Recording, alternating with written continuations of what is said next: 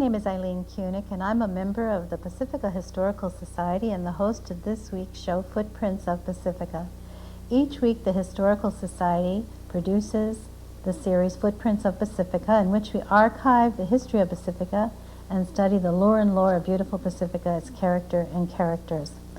This week, the subject of our show is Karin Anderson Murray, who was a lifelong resident of Pacifica. We have as our guest Maureen Murray Helsman, which is the daughter of Karin Murray, Anderson Murray.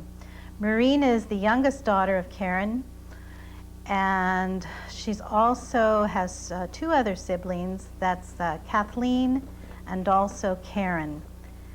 It is wonderful to have you here with us today to share with us a story of your mother's life and her lifelong connection to and the love for the beautiful city of Pacifica.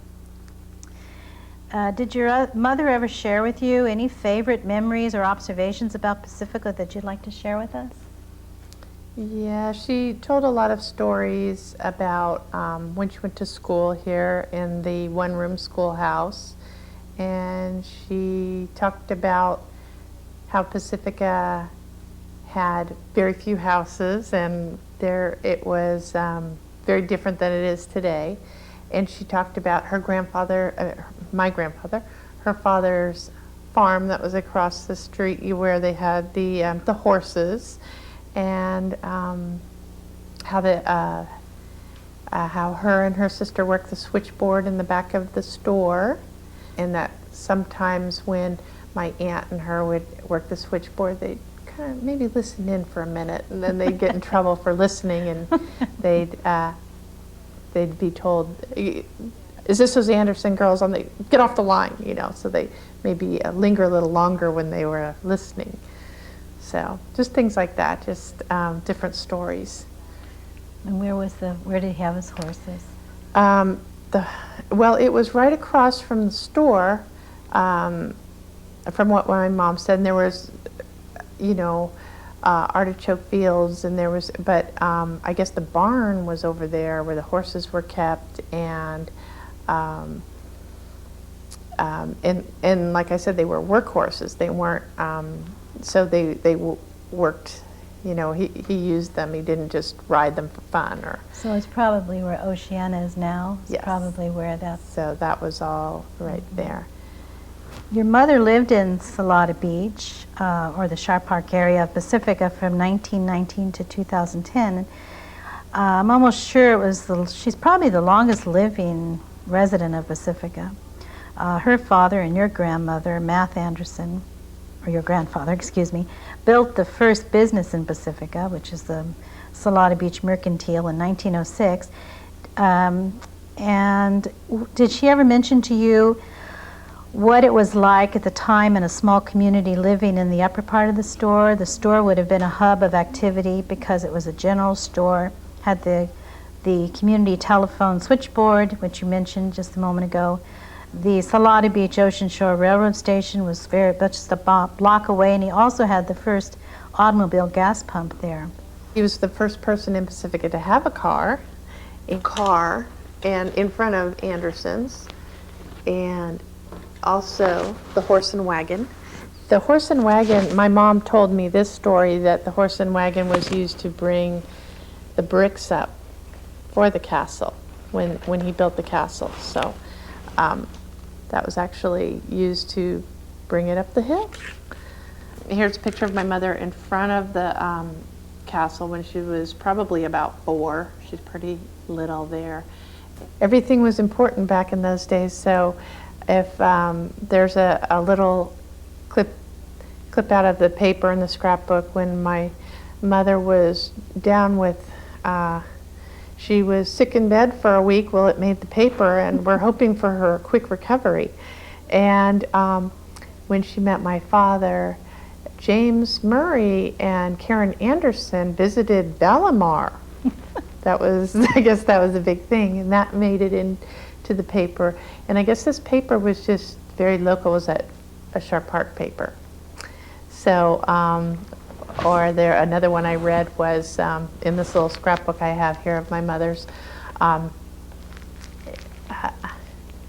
somebody that was seen driving their red automobile through and that made the paper. So there was just little things like that that were quite big in those days. And just all the tickets that she saved at different places they would go, and 25 cents to go to this place, or how much maybe the drinks were there, and it's pretty mind-blowing how inexpensive it was. She was born in 1919. Can you tell us what school she went to? I know you mentioned the one-room school. Yeah, she was in the school right where the City Hall is, and like I said, it was one room, and there weren't a lot of kids there, but she said that they were all in there together. She talked about different kids in the class and how things were back then, and she said that it wasn't uncommon. There was a little Italian boy that went in her class. I can't remember, he had a very Italian name like Giovanni or something, and she said that his mother would pack his lunch for him, and then but the teacher had to send a note home because she said, could you no longer send the wine for him in his lunch anymore, because he tends to fall asleep at arithmetic time, so after lunch. So just funny little stories that she'd tell me about that, and it was hard for me to believe that, somebody sent wine in the little box, to school, but it was pretty common, and I guess. And then she there was no high school in this area, so she had to go to Jefferson. Yes, and she went to Jefferson, and which she was very proud of, and then she met my father. He went there too, so she met my dad. I was going to ask you how they met. Well, they actually met, it was on the beach. There was like a bonfire, and they were having a weenie roast and everything, and there were a lot of kids from Jefferson there. And then I guess kids from another school came, and a fight broke out. And so the girls went running up on the embankment where there was a parked car, which happened to be my father's car, and probably a car similar to this car, I don't know. And that's a great shot. And they all piled into his car, and that was kind of the initial how they met. So it was all of her friends piled into the car and running from the fight that broke out, and so that was how they met. And that is your parents in the photograph? Yes, that's great. Well, and you went to Oceana. I went to Oceana. And all the public schools here. And I remember thinking at one time, this was my grandfather's farm. How strange that was. Mm-hmm. Your mother's parents, Math and Bertha Anderson, came to Salada Beach in the early 1900s, met each other at the castle, where we are right now, sitting here in the castle, lived in Pacifica for the rest of their lives, and was such a important part of the history of Pacifica. Your grandparents and your mother and your children all lived just within a 3-block radius on Paloma and Carmel, Paloma Avenue and Carmel. This is very special that you all live so close to each other. Any special memories of living so close, like going to your grandparents? Or? Yes, and I loved living that close, and I loved being down the street from my grandmother, and I loved being close to the store and my cousins, and it was really nice to just be able to have your whole family close like that and be able to walking distance. Now it seems like everybody is very spread apart and people don't live as close anymore, but I liked that as a child, and I loved being that close in proximity. Yeah. So. Yeah.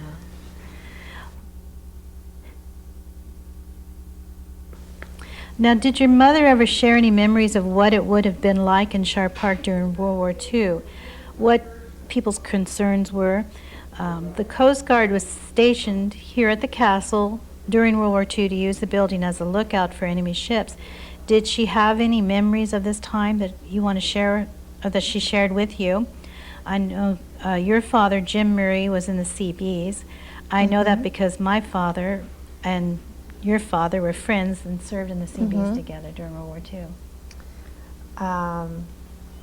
My mom said that during that time they would have people take different watches, and her and like one of her friends, Ann Plate, would go down to the beach and they would have a certain watch for maybe an hour time or however long it was, and they'd have to watch for planes, or that was their job, and then somebody else would take on another shift, and so that was something that they had to do. That's great. This wonderful building, the castle, has been the scene for many of your family's memorable events. As we mentioned, your grandparents met at the castle. Your grandmother, Bertha, worked at the castle and met your grandfather, Math, when he delivered groceries to the castle. At least that's the story I always heard. Your grandfather did the interior woodwork in the castle, and your parents had their wedding reception here at the castle. Is there any other events that you'd like to mention, or have any other stories that you'd like to share regarding these or any other memorable events that took place here at the castle? Well, when my mother always said when my father and her had their wedding reception here in the castle too, she said, well, all of Pacifica was there, which probably wasn't all that many people, but she said they were all there, and so they had their wedding reception just like my grandparents did in the castle. So that was a really neat thing. Yeah. That would be very special. Yeah, this castle has been the scene for a lot of really wonderful events. Well, if you want to, I know you have some photos that if you'd like to show us, and then we can talk about those. Okay. Well, here's a picture. You should talk about this picture, because this is... Yeah, this was my great-grandfather's house, which was right across the street from Anderson's, like I had mentioned, yeah. And I guess that's your grandparents out sitting out in their car, and he had the first car here in the area. So that's a really nice photo. And here's another one of my grandmother in front of Anderson's, right there. A similar picture. And then these are just photos of my mother and her sister Lorraine. Here's a picture of them again. This is Christmas time in front of the Christmas tree above the store. Here's a picture of my grandmother, Bertha, and my mother, who my daughter looks very much like. Every time I look at young pictures of my mother, it's my daughter. And That's a great picture. so it's my mother and her sister Lorraine and my grandmother Bertha, and that's in the backyard of the store. And let's see, oh, here's a picture. It was a beauty contest that my mother was in, and I think it was the fair, and it was like Daly City, Salada Beach, which my mother was still unhappy when they incorporated it and called it Pacifica. But Most people were. and Burlingame. I think there's another picture here where it was down to just my mother and the girl from Burlingame. So this is the picture finalist. right there. Yeah, so the finalists. That's And awesome. here's a picture of my mother. That's a nice photo. And this picture is my mother and all her friends.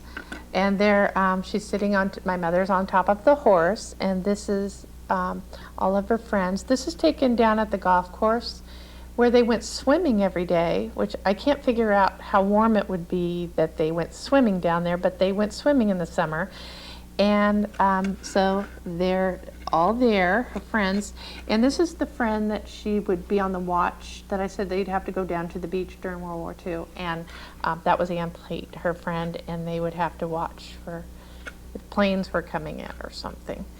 So everybody worked for the war effort. Yes. And here's a picture of my mother holding her sister, Lorraine. That's a really nice photo. And let's see, here's a picture of my mother and my grandmother. So she was a teenager there. Here's a little picture just of my mother. I really like these photos.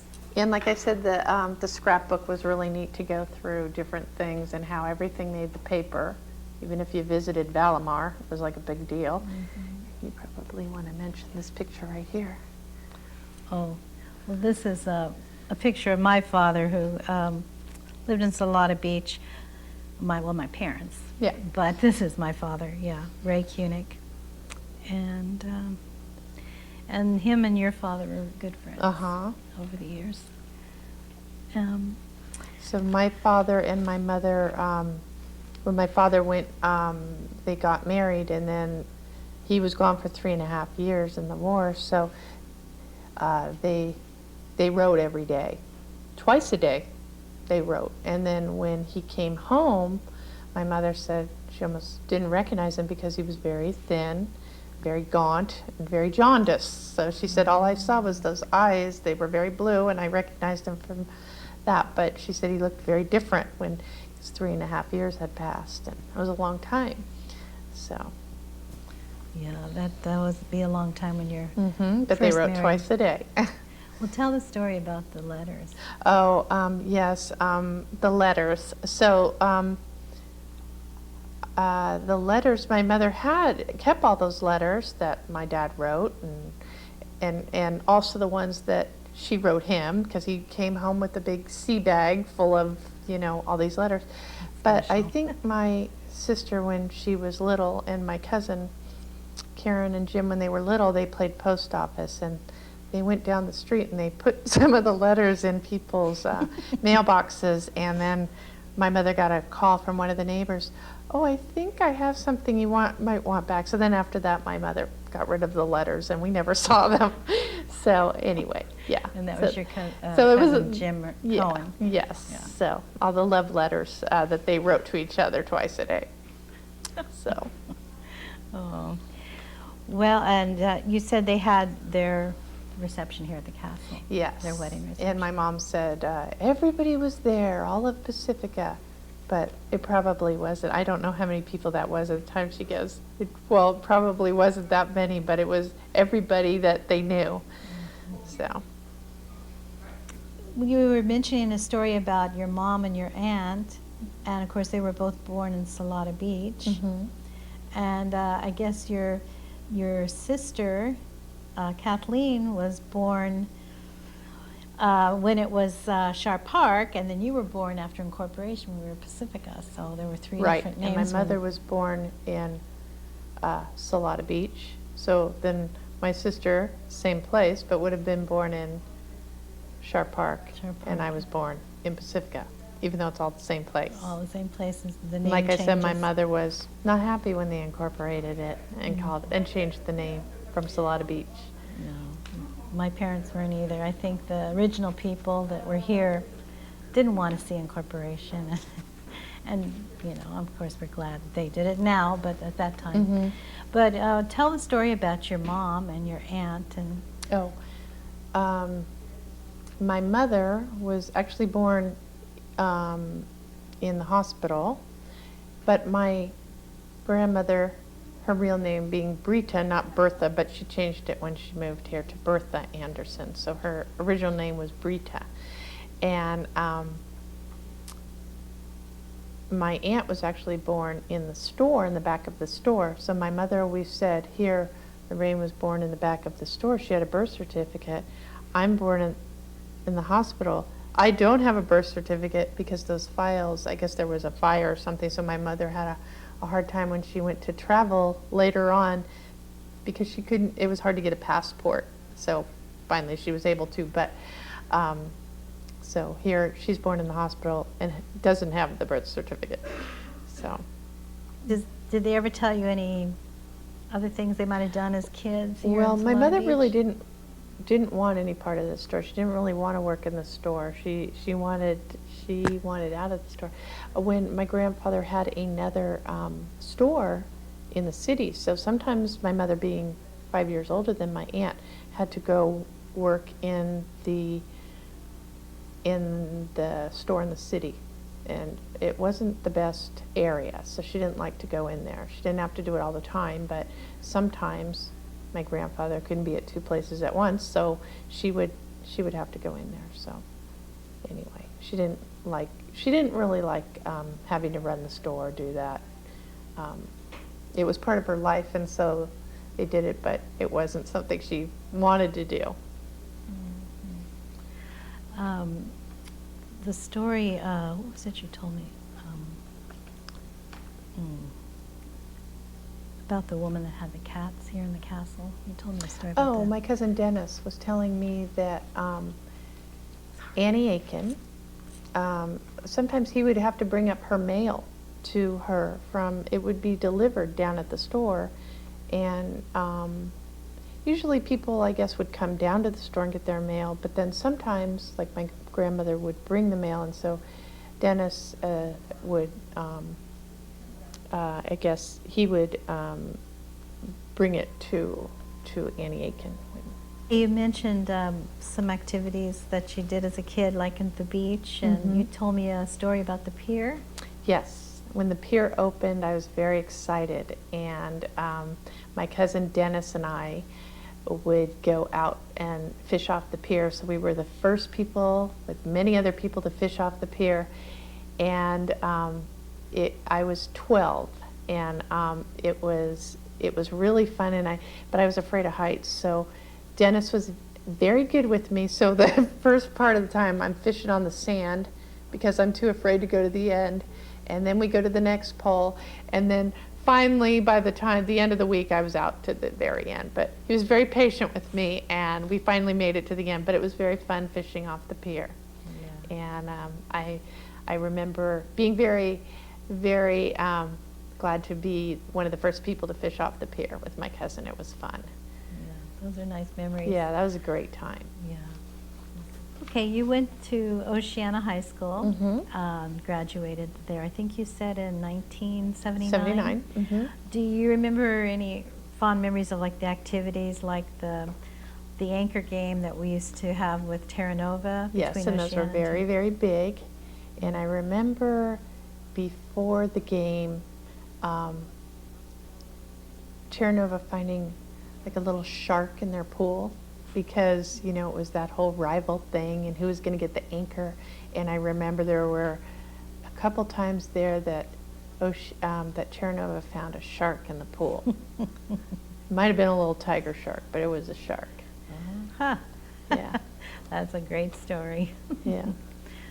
Growing up in Pacifica, since the Seaview Theater was the only theater in this whole area, I know most of us kids remember that. Of course, we spent a lot of time there. What do you have as a memory of the Seaview Theater? Well, I remember that was my sister's first job, one of her first jobs. So she worked there.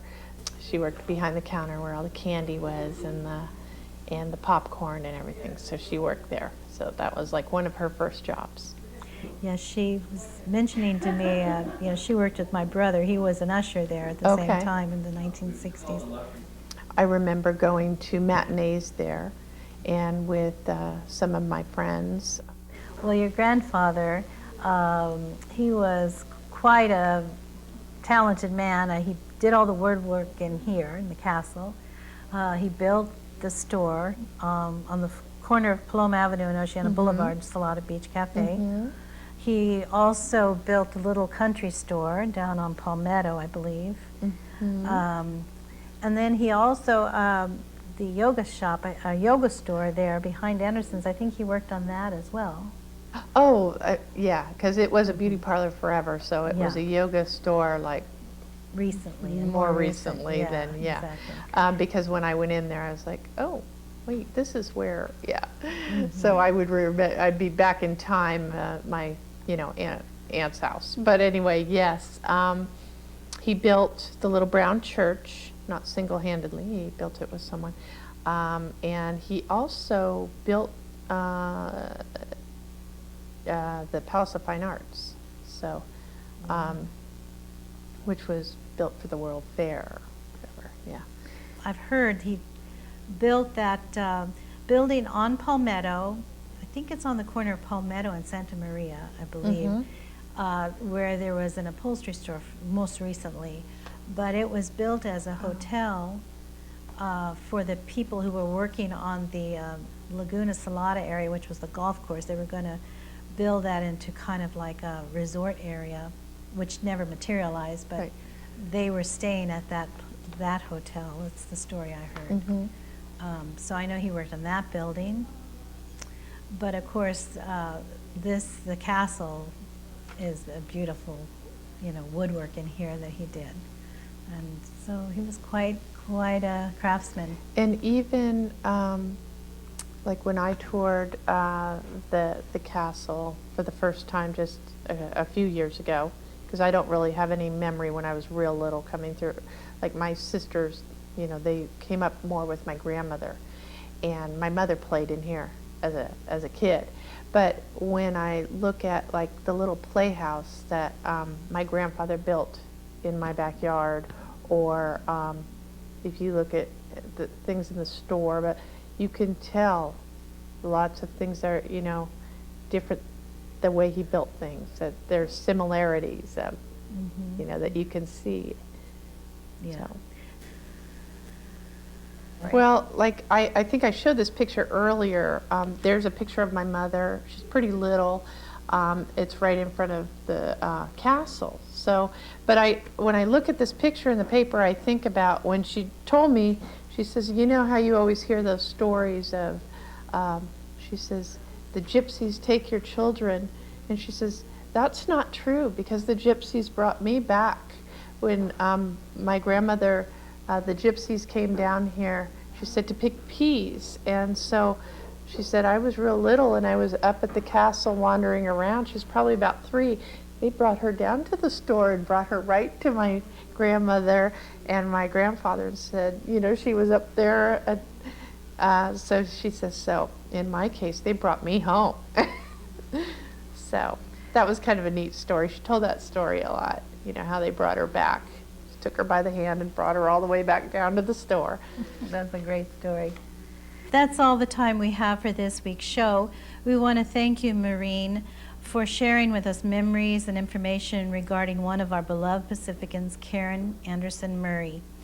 If anyone is interested in finding out more about the Pacifica Historical Society and its many projects, you can visit our website at www.pacificahistory.org.